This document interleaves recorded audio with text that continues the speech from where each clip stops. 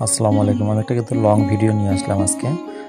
Long video নিয়ে আসছি আমি। এর ভিতরে কিন্তু একটা আশ্চর্য জিনিস আছে। আপনারা অবশ্যই শুনবেন, সম্পূর্ণ ভিডিওটা দেখবেন এবং সুন্দর একটা মন্তব্য করবেন। এটা কিন্তু একটা আতপ চাল, আলো চাল। আমরা গ্রামের ভাষায় আমরা আলো চাল বলে থাকি, কিন্তু এটা আতপ চাল। আতপ চালটা মানে কি, ভাদ্র মাসে নাকি তালের পিঠা খাইতে হয়। তালের পিঠা খাওয়ার জন্য প্রস্তুত হচ্ছে। এটা আতপ চাল ধুয়ে নেওয়া হলো। ধুয়ে নেওয়ার পরে এটা আটা করতে হবে, এজন্য তুলে দেওয়া হচ্ছে ব্যাগে।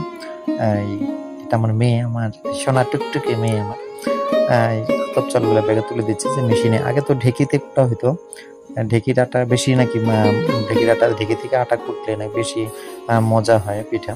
এই ব্যাগের মধ্যে উঠাই দেওয়া হলো, আতপ চাল উঠাই দেওয়া হলো। এই ধুয়ে নিতে হবে। আতপ চালটা সুন্দর করে ধুয়ে নিলে কি হবে, অনেক সময় আতপ চালে কিন্তু ছোট ছোট পোকা ধরে। এই জন্য এখানে দুই প্রকার চাল আছে। একটা হচ্ছে যে হাইব্রিড ধানের চাল, আতপ চাল। একটা হচ্ছে আমরা যেটা ধান বলি, 28 ধানের আতপ চাল। আগে যেটা দিল ওইটা 28 ধানের আতপ চাল। এটা হচ্ছে কিন্তু হাইব্রিড,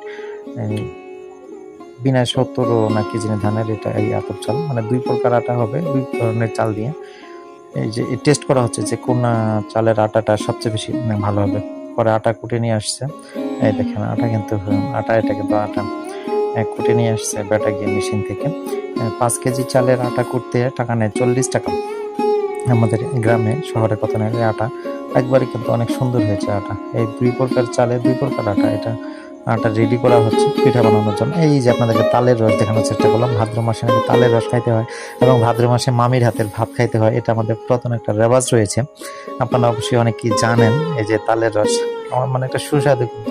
এবং এই যে আমি নিজে একটু চেষ্টা করলাম যে কিভাবে মাখায় নিতে হবে। মানে এই তালের রসটা কিন্তু একটু গরম করে নিতে হবে এবং সেখানে চিনি দিতে হবে। অনেকে গুড় দিয়ে বানায়, কিন্তু আমার হচ্ছে চিনিটাই সবচেয়ে ভালো হয়েছে। চিনি দিয়ে ইয়ে করে নেওয়া ভালো। আটা আবার দিতে হচ্ছে, মানে পরিমাণ মতো আটা। এবং এটা যেন আঠালো হতে যতটুকু পরিমাণ পর্যন্ত নেওয়া দরকার তালের রস নিয়ে নিলাম এবং সেটা মাখানোর চেষ্টা করতেছি। খমির করতে হবে, খমিরের মতো করতে হবে। তারপরে আবার একটু গরম পানি দিতে হবে। খমিরের মতো করে নিচ্ছি। আমি চেষ্টা করতেছি আপনাদের সম্পূর্ণ ভিডিওটা, আপনারা অবশ্যই সম্পূর্ণ ভিডিওটা আপনাদেরকে আহ্বান করছি। যদি অনেকে তালে পিঠা কীভাবে বানাইতে হয় জানেন না, এই যে দেখেন কি সুন্দর এটা হয়ে গেল। মানে প্রস্তুত হয়ে যাচ্ছে, পিঠা বানানোর প্রস্তুত কিন্তু হয়ে যাচ্ছে। আপনারা দেখতে থাকুন এবং কিভাবে সম্পূর্ণ ভিডিওটা আমি আপনাদেরকে দিচ্ছি যে তালে পিঠা প্রস্তুত কতটুকু সময় লাগবে এবং পিঠা বানানোর জন্য এই তেল দিলাম, কড়াইতে তেল দিয়ে নিলাম।